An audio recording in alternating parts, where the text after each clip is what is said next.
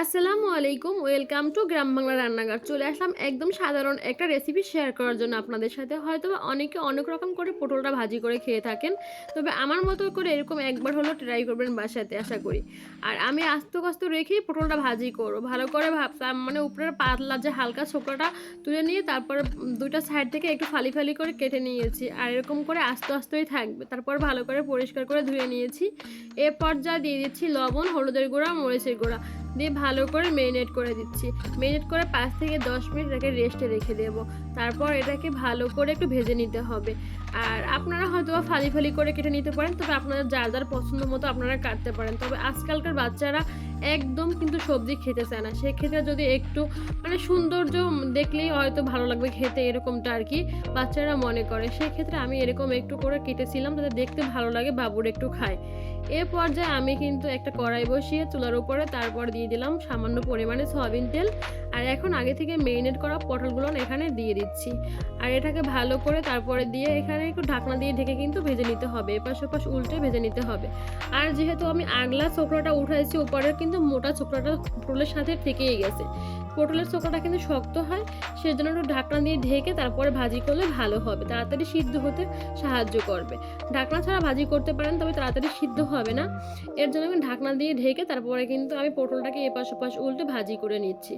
আর দেখতেই পাচ্ছেন কিন্তু একটা পাশ প্রায় অনেকটা সফট হয়ে গেছে, সেদ্ধ হয়ে গেছে। আমি খুন্তি দিয়ে একটু চেপে চেপে দিচ্ছিলাম যে ভিতরের যে পানিটা সেদ্ধ হওয়ার পরে কিন্তু ভিতরে পটল থেকে একটু পানি বের হয়, সেই পানিটা বের হয়ে যায়, তাড়াতাড়ি ভাজা হয়। এর জন্য কিন্তু আমি একটু চেপে চেপে দিচ্ছিলাম।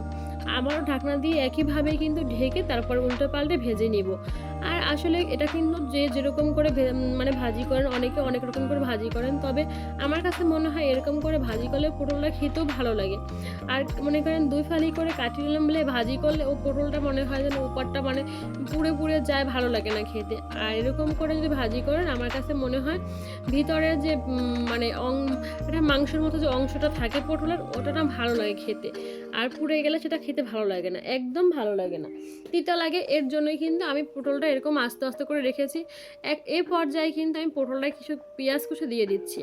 আমার কাছে মনে হয় একটু পেঁয়াজ কুচি, দুই একটা কাঁচামরিচ দিলে না, তারপরে একটু মানে ব্রাউন কালার করে ভেজে নিলে খেতে ভালো লাগবে।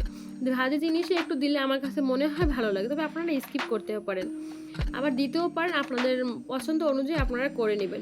আমি আস্ত কয়েকটা কাঁচামরিচ দিয়েছিলাম, কেন মনে হয় যে একটু কাঁচামরিচ যদি ফ্রাইড থাকে তাহলে ভালো লাগবে। আমি এখন এটাকে একটু হালকা ব্রাউন কালার করে পেঁয়াজ কাঁচামরিচটাকে ভেজে নিব পটলের সাথে। আর পটলটা আমি এপাশ ওপাশ করে উল্টে দিয়েছি। পটলটা কিন্তু একদম কত সুন্দর দেখতেও যেমন খেতেও তেমন হয়েছিল। আসলে যেটা কথা আছে না, যে আগে হয়েছে দর্শন ধারে তারপরে গুণ বিচারে, তেমনটাই দেখতে ভালো হলে সে জিনিস খেতেও ভালো লাগে। আর পটলটা কিন্তু একদম ভাজা হয়ে গেছে অলমোস্ট, দেখতেই পাচ্ছেন। আমি কিন্তু এপাশ ওপাশ উল্টে দিচ্ছি, আর পেঁয়াজটাও কিন্তু ব্রাউন কালার হয়ে আসছে। আমি এই পর্যায়ে পটলটাকে তুলে নিচ্ছি, আর তুলে আপনাদেরকে দেখাচ্ছি কতটা সুন্দর হয়েছে। ভালো থাকবেন, সুস্থ থাকবেন।